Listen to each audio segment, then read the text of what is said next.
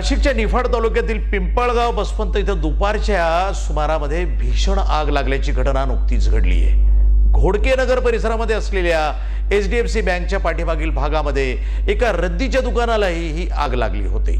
शेजारीच असलेल्या भेळभत्ता बनवण्याच्या कारखान्यात देखील ही आग लागली। या ठिकाणी असलेल्या गॅसच्या टाक्यांचा स्फोट होऊन रौद्ररूप धारण केलं। यामध्ये शेजारी असलेल्या बांबूच्या आणि लाकडाच्या बखारीला देखील आग लागली, त्यामुळे आग आणखीच भडकली।